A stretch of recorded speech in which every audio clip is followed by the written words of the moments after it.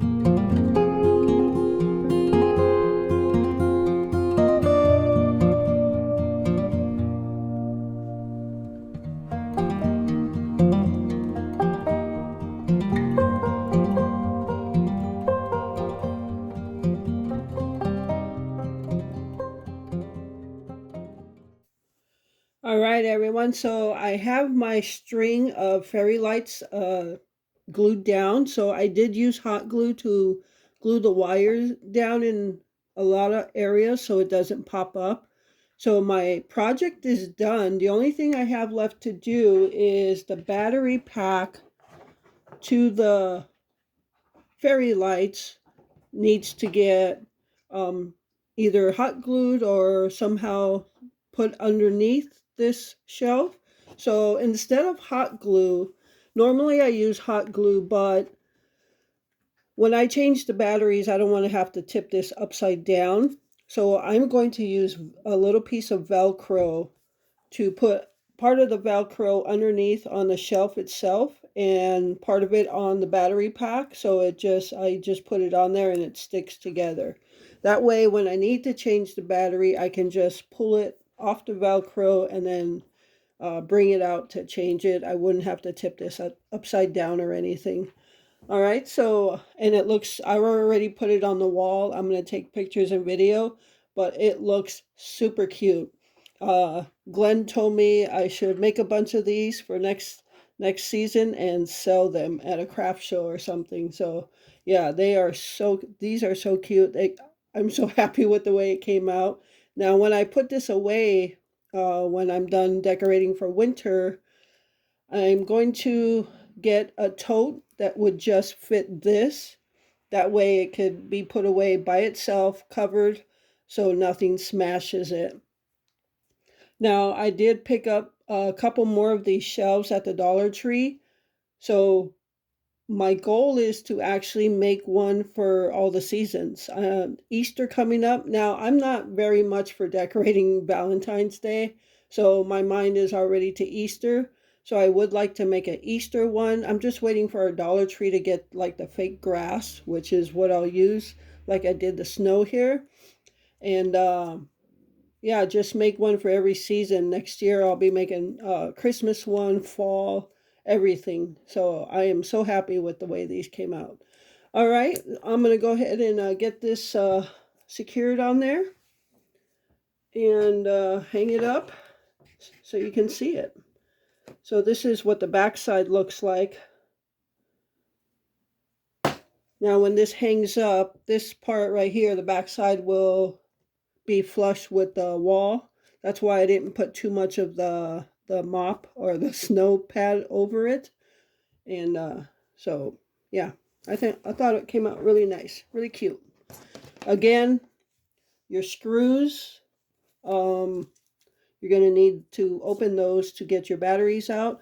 But even if you accidentally put the screw side down, if you're using Velcro, you could just cut a little piece just to put in the middle here and it wouldn't affect nothing. So I cut this little piece. I like this Velcro because it's really thin. This is thin, clear fasteners Velcro. And Glenn uses this for his RC stuff, so I thought I'd use some. And I like the way it's really strong, so I would definitely recommend that. All right, so I have this little piece, both parts of it. And what I'm going to do, let's see. Okay. It's sticky back already. So just going to put, I don't know if you can see that. I'm going to change the camera view here a little bit. All right. I'm just going to put one part of the Velcro there. And I'm going to go ahead and put the other part where the Velcro sticks to it right on top of it. And then now I can just stick this. This is sticky here, so now I can just stick it underneath. Pretty much anywhere.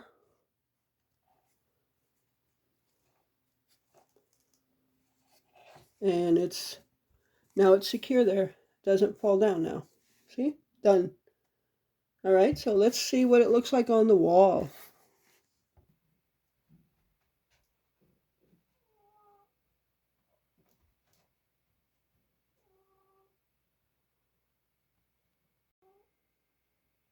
All right, everyone, so here is my hanging winter scene.